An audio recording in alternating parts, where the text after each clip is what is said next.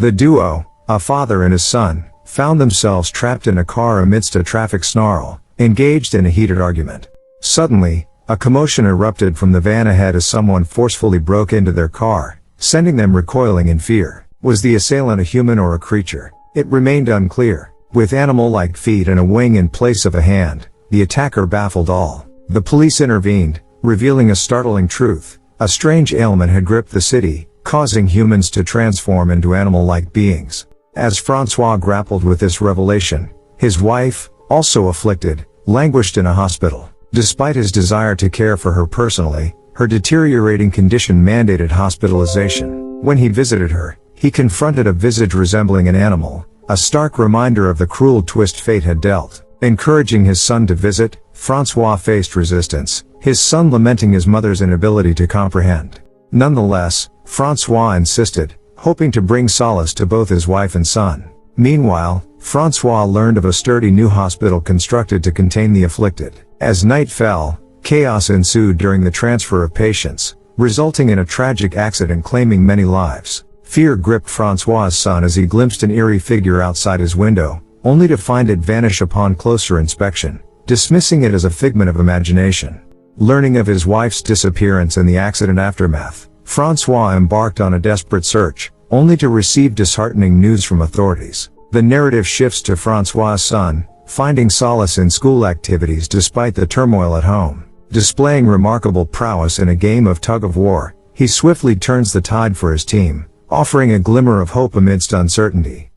He possessed an unexpected reservoir of strength, unaware of its source. Amidst it all, his nail suffered a break. On his way home, a friend intercepted him, inquiring about Friday's party, an event he was reluctant to attend for undisclosed reasons. Upon reaching home, he noticed an unsettling protrusion from his spine, fueling fears of his own transformation into an animal. Seeking solace, he immersed himself in a bath, yet the impurity haunting him proved unyielding. Meanwhile, François encountered the same police officer at the supermall, the bearer of grim news regarding his wife's disappearance. Despite reassurances from the officer, François remained unsettled. Amidst their conversation, a sudden commotion erupted, drawing everyone's attention. Intrigued, François ventured forth, harboring a desperate hope of finding his missing wife amidst the chaos. Instead, he encountered a peculiar figure resembling an octopus, attempting to flee the scene. The officer swiftly apprehended the individual,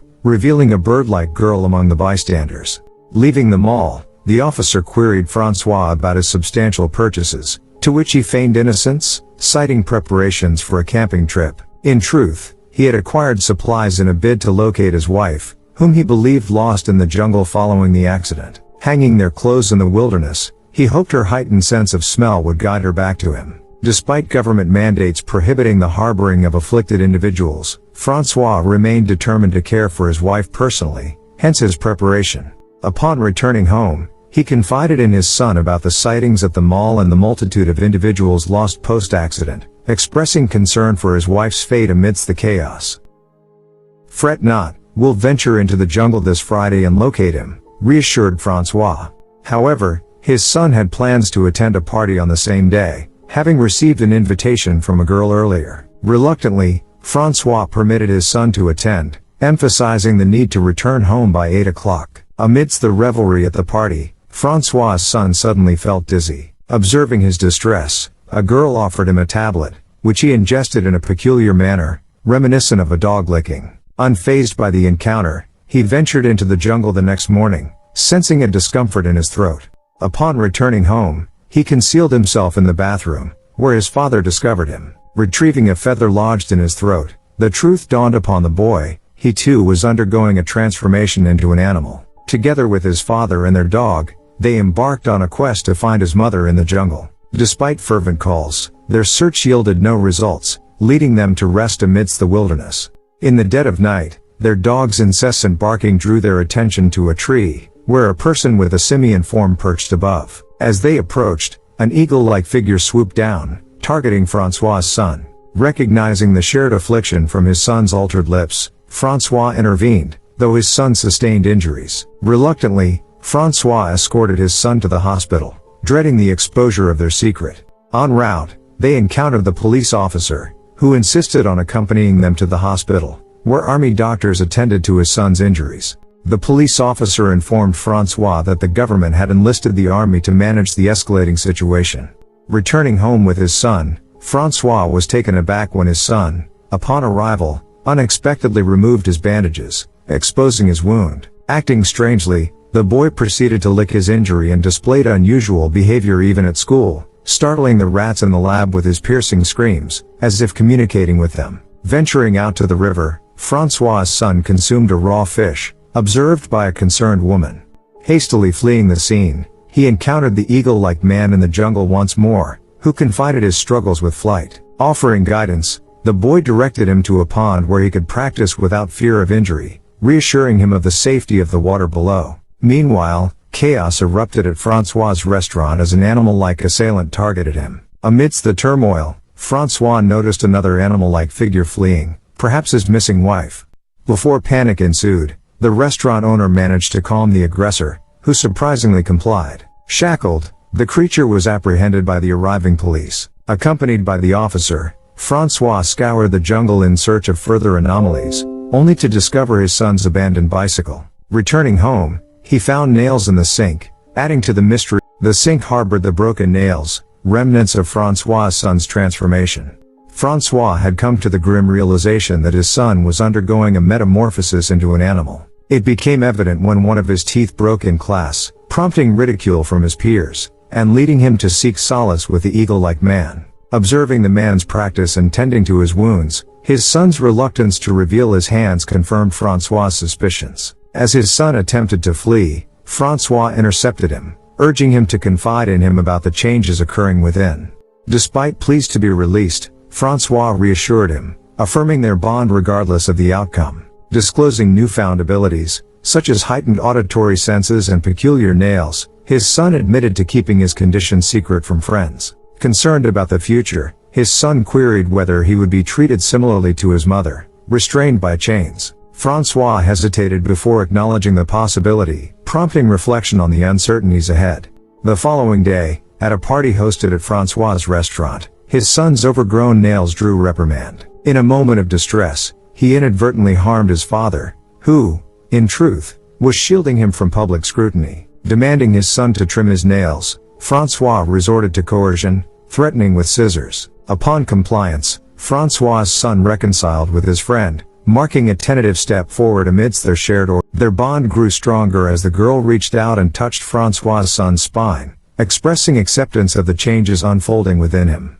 Meanwhile, their classmate, armed with a peculiar device that emitted frequencies intolerable to animals, confronted François' son, taunting him with the revelation of his secret. Unable to endure the harassment any longer, François' son lashed out, leaving visible marks on the boy's cheek and exacerbating the already tense situation. As authorities intensified their search in the jungle, François' son found refuge with the eagle-like man, whom he had aided in mastering flight. Guided by his newfound friend, he soared to a distant part of the jungle, only to be pursued by police and army personnel. Trapped on the other side of a river, gunfire ensued, tragically claiming the life of the eagle-like man. Accepting his new surroundings, François' son adapted to life in the jungle, foraging for fruits and bathing in the river. Emerging from the water, peculiar markings adorned his rapidly changing body. Venturing deeper into the jungle, he encountered other animal-like humans, including his mother, who recognized him through her acute sense of smell. Though unable to communicate verbally, she guided him towards a cave, signaling it as a sanctuary. Emile observed the diverse transformations among the inhabitants, from snakes to monkeys and even a pig, alongside a child transformed into a chameleon. Despite their peaceful coexistence, the intrusion of military smoke disrupted the tranquility, inciting chaos among the army deployed a specialized device emitting distressing sounds, unsettling both animals and François' son, who found himself ensnared by the military.